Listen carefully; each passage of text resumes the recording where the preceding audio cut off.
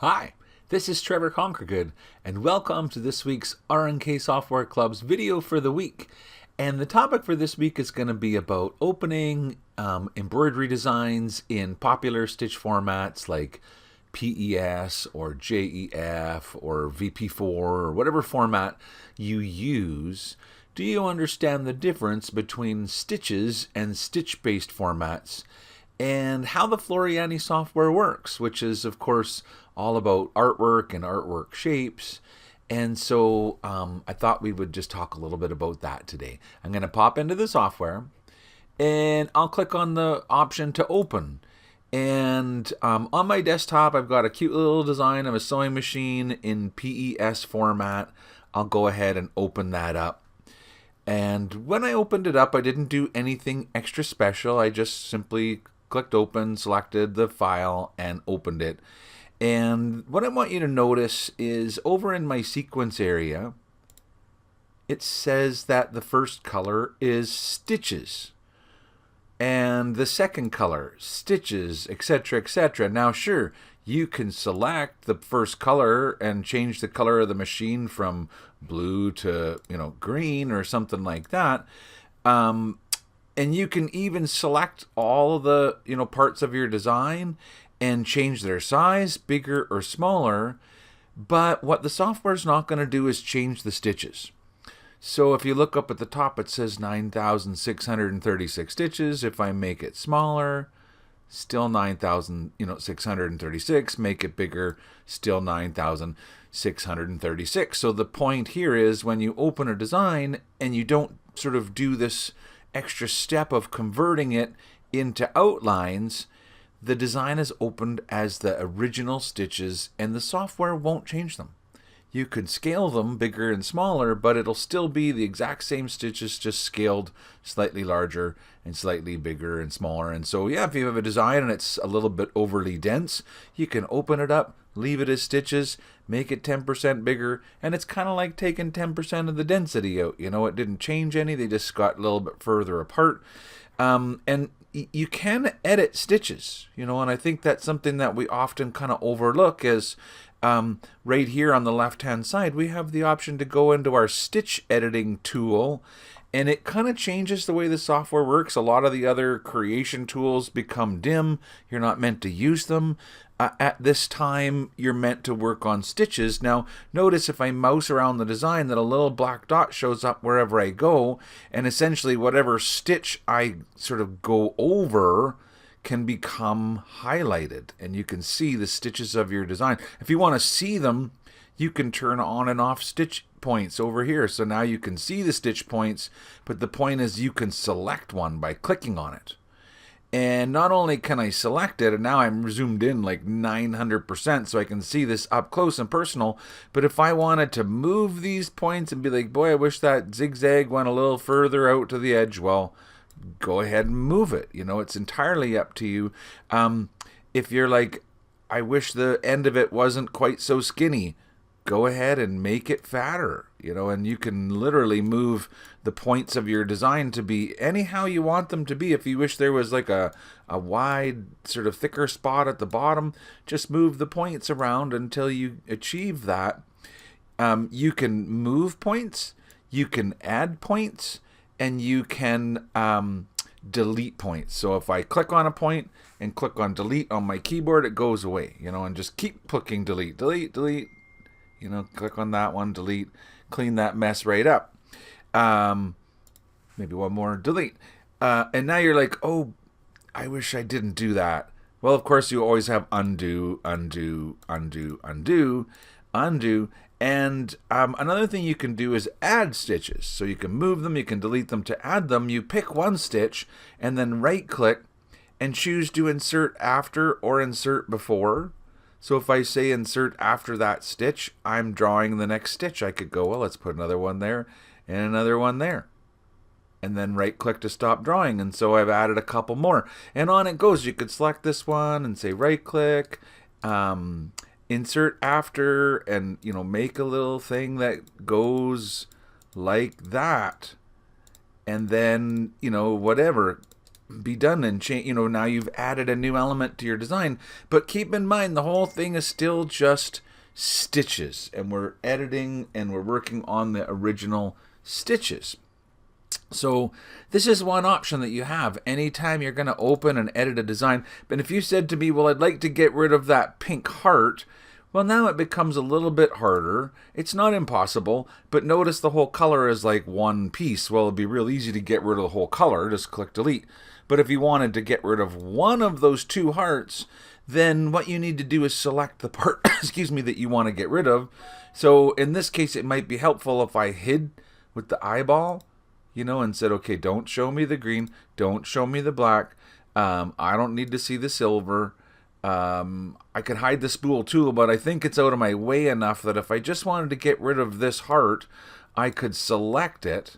So use my stitch tool to select all of those stitches and delete them.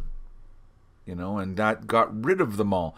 Now, if I go back to sort of like right click and say show all again, turn everything back on, you'll see that you now are kind of left with your sewing machine with the sort of voided area where the heart had been over top. Then comes the question, well, what if I want to fill in those stitches? Well, now you're getting into the kind of editing where, you need the software to be able to add stitches to this. And so that's different, and there's different ways of editing within the software, and stitch mode is certainly an awesome one. And just understanding the difference. So when I say the difference, what I mean is if I click open and then I go back to that same design on my desktop, I have the ability to convert it to outlines. So when I do that, it takes a little bit longer to open. The software is working and thinking about, what it's doing, and it's reading the stitches. Essentially, it looks for a pattern, and if it sees forward, it makes a run stitch. And if it sees an area getting filled in, it makes a fill stitch. And so if you look at the color blue, there's a run stitch. It's the original underlay, but the software didn't know it was underlay, it just knew it was a run stitch. And then there's a piece of fill stitch to do like a little piece of the sewing machine, and then a run stitch to like walk over to another area. There's little pieces of fill in here, different pieces of fill, and then run stitches to get kind of to the next piece of fill. So the software didn't really know that it was a sewing machine that was all one piece, it just sees a pattern. But because it did that, if I select this whole design and I make it larger, and so just make it slightly larger, now notice the stitch count has gone up. So let me undo for a minute. Was 9,500. When I clicked on redo, it became 10,900. So as I made it bigger, the software generated new stitches. Now, I notice a bit of a line here. And so I'm glad that came up, because what's happened is when I made it bigger, the piece of fill that matched up, like, let's see here, the whole color is grouped together, so I'm going to ungroup it. It's this piece of fill here that needs to match up with the piece of fill that's there, but when we made it larger, it's got like a small gap. Well, that gap is probably caused by the software's points. It didn't, at the original size they were perfect, but now the space between them is becoming noticeable. Well, you can fix that. Go into your shape tool, find the shape that seems to be, not quite perfect, and move the points over to make them be what you need. And so that is the micro editing that can be done to like basically perfect something when you're going larger. When it got created, if there were multiple pieces and those pieces have a small sort of separation between them, you can select those pieces, go into the shape tool, and find the points that make those pieces and basically perfect them again. So another thing, I know that this gets kind of technical and maybe not the sort of brightest and easiest video, but I think real world, a lot of times this happens when we're trying to edit our designs. And another thing that I wanted to just mention was, if you're trying to get rid of the heart, and so, like before, and now if I look at the color pink, well, look at that, there is a fill for the heart, and I can delete it. oh, only it left the underlay. Sure, I guess there's a piece for the underlay too, so I can delete that as well. And it looks like there's a small little bit of stitches here. It's probably the original tie-in or something that it didn't know what it was, so we'll delete that too. So yeah, you can delete all that, but once again, going to fill in this hole is probably not going to be the easiest thing, considering it's not just like a hole out of a blue shape, it's a bunch of blue shapes that go around the hole. And so, you know, at some point in time, it might just be easier to go click, click, click, click, click, click, click, and retrace the shape. Reality, what's easier, you know, to fill that in. That said, there's one more, I guess, tactic that we can try. And so I want to point out, when I click on Open, and I browse to the PES file, and I choose Convert to Outlines, there's an Advanced tab. So in the Advanced tab, you have two options: remove underlay. So leave the original underlay would be a good idea normally, but if you really want to like do different things to the design, maybe you want to change that blue sewing machine to an applique. You don't need any underlay, you don't even want the fill. So what you're going to do is tell it to aggressively, simple or aggressive, to removing underlay. And when you tell it to merge the fills, then it tries to connect areas that are side by side. So what happens is I tell it to do those two things, and this time when I open up the design, it is really changing the design. Like I said, removing underlay, merging things together. But now the benefit is, if you look at the sequence view and you open up the color blue, there's just one shape. This is awesome, right? Now we just have the shape of the sewing machine, and if you don't want the little heart that's inside of it, you could go into your shape tool and go over top of the kind of points that make that hole, right click, and tell it to delete the hole.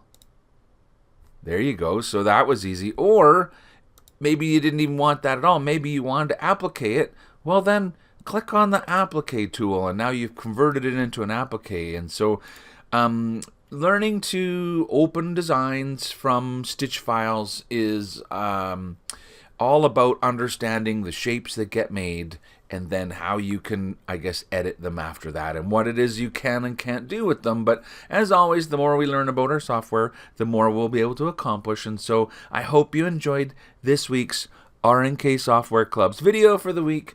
And until next week, have a great day. Thanks for listening, and bye for now.